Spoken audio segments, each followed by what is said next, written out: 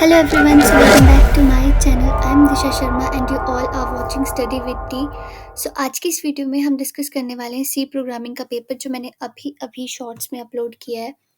तो इसका सबसे पहला क्वेश्चन आता है multiple choice questions. The first part is compiler generates dash files. तो compiler generates executable code files. उसके बाद सेकंड क्वेश्चन है हमारे पास what function can be use to free the memory allocated by calloc. Calloc एक memory function है, उसको जो मेमोरी दी होती है उसे फ्री करने के लिए हम यूज करते हैं फ्री फंक्शन को. थर्ड क्वेश्चन है what will be the output of the following C code. तो अगर आपको सी प्रोग्रामिंग का बेसिक नॉलेज है तो आपको पता चल रहा होगा कि ये जो कोड है ये सही नहीं है, इसका सिंटेक्स सही नहीं है. तो इसका आंसर जो है वो आएगा कंपाइल टाइम एरर, क्योंकि कंपाइल टाइम एरर कब आता है जब हमारा सिंटेक्स सही नहीं होता है. उसके बाद फोर्थ क्वेश्चन है what will be the output of the following C code. अब इस कोड को आप देखोगे तो यहाँ पे ना हमारे पास सेमी कॉलन लगे हैं, ये भी सही से नहीं लिखा हुआ है. तो ये भी हमारे पास एक सिंटेक्स में ही गड़बड़ है, तो इसलिए इसका आंसर भी ज़ीरो भी नहीं होगा, वन भी नहीं होगा, टू भी नहीं होगा. इसका आंसर भी कंपाइल टाइम एरर ही होगा. उसके बाद फिफ्थ क्वेश्चन है what is the maximum number of dimensions an array in C may have. तो जो एक एरे होता है सी में उसमें उसकी बहुत सारे डायमेंशंस हो सकते हैं, उसकी कोई लिमिट नहीं है. तो इसका राइट आंसर है theoretically no limit. The only practical limits are memory size and compilers.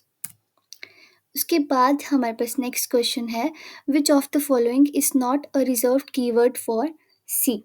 तो जो आउटो है वो भी एक रिजर्व्ड कीवर्ड है सी में, केस भी, और मेन जो है वो रिजर्व कीवर्ड नहीं है बिकॉज ये एक प्री डिफाइंड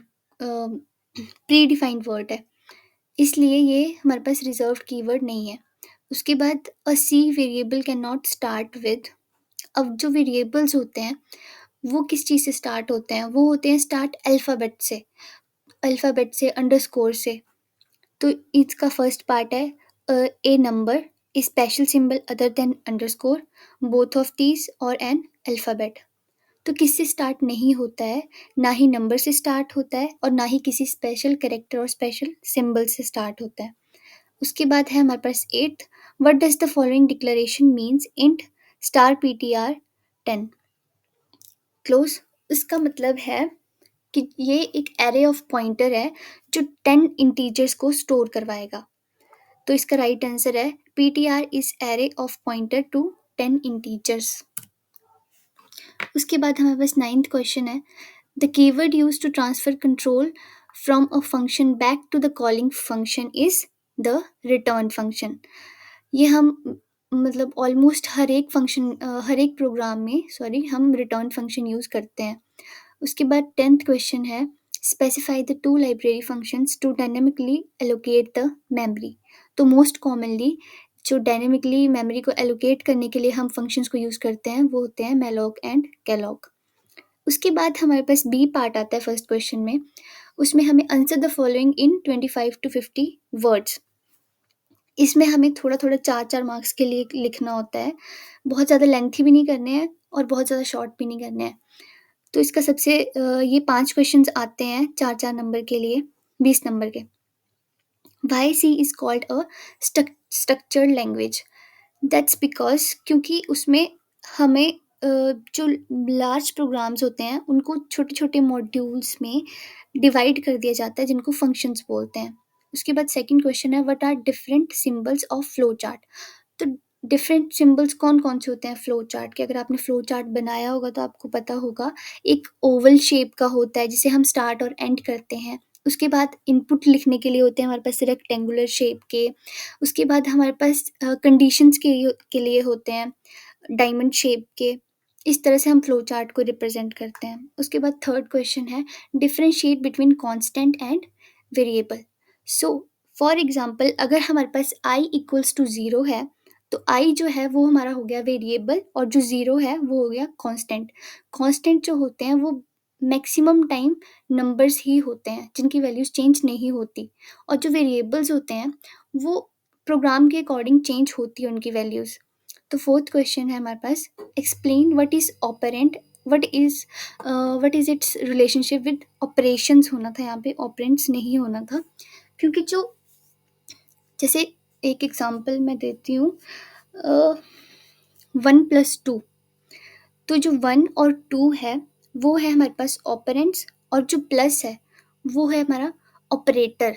और 1+2 मिलके एक ऑपरेशन बनाते हैं, सम ऑपरेशन, राइट। और जो अर्थमेटिक ऑपरेटर प्लस उसमें यूज़ हो रहा है। उसके बाद फिफ्थ क्वेश्चन है, is it possible to declare and initialize an array in C simultaneously, if yes how. तो पॉसिबल है इनिशियलाइज और डिक्लेयर करना एरे को सी लैंग्वेज में।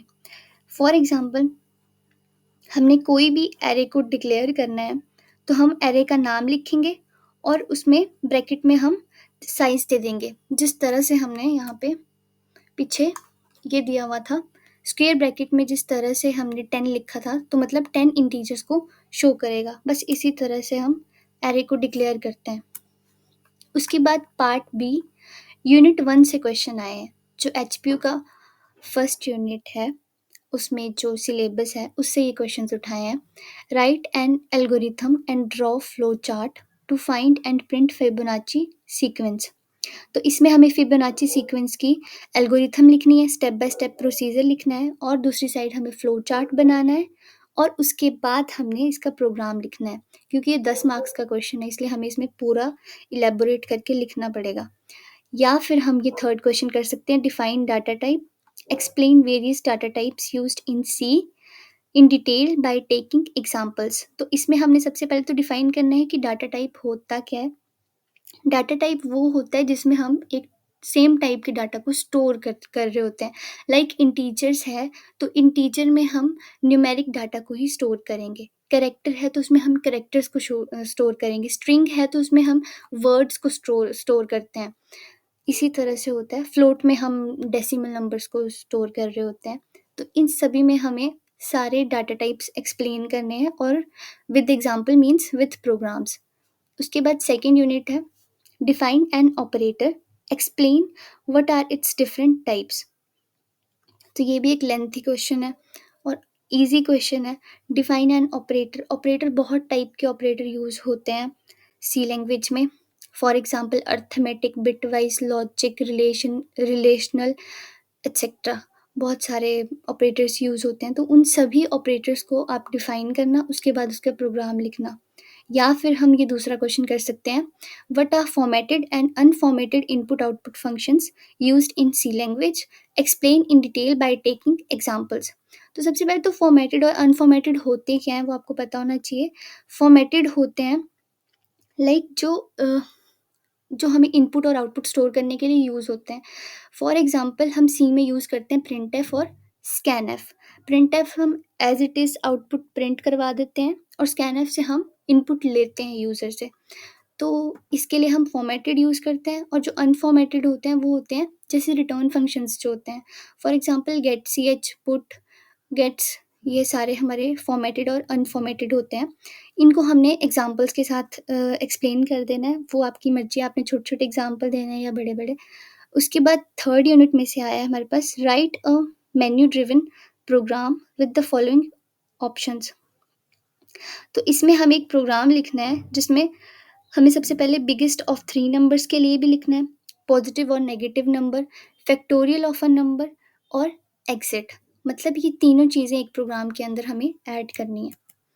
या फिर हम ये सेवन्थ क्वेश्चन कर सकते हैं, what are control statements, explain different types of control statements. तो सी लैंग्वेज में बहुत सारी कंट्रोल स्टेटमेंट्स होती हैं। For example jumping statement, looping statements, और भी बहुत सारी होती हैं। उसके बाद जैसे जो आपने पढ़ी होंगी, if, else, while, do while, nested if, ladder if, jump statements में भी पढ़ी होंगी, go to, continue, break, etcetera. उसके बाद फोर्थ यूनिट है, what is the need of functions, what are different phase of passing arguments to a functions. तो functions की need क्यों पड़ी हमें, जब हमारे पास बहुत बड़े बड़े प्रोग्राम्स होते हैं तो उनको हम छोटे छोटे मॉड्यूल्स में डिवाइड कर देते हैं जिनको हम फंक्शंस बोलते हैं, और उनमें हम आर्गुमेंट्स को पास करते हैं, और उसी तरह से हम एक बहुत बड़े प्रोग्राम को ईज़ी कर देते हैं, इसलिए हम फंक्शंस को यूज़ करते हैं।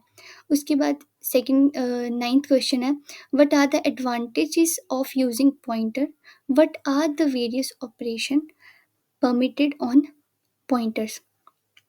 सो ये पॉइंटर वाला सबसे लास्ट यूनिट है और इसमें पॉइंटर्स यूज़ करने के ये एडवांटेज होते हैं कि हम स्टार यूज़ करके किसी भी एड्रेस के डाटा को एक्सेस कर सकते हैं पॉइंटर्स के थ्रू, और उसके बाद हम उसमें बहुत सारे ऑपरेशंस परफॉर्म करवा सकते हैं। पॉइंटर्स को यूज़ करके हम एरे भी परफॉर्म करवा सकते हैं और भी बहुत सारे ऑपरेशंस होते हैं।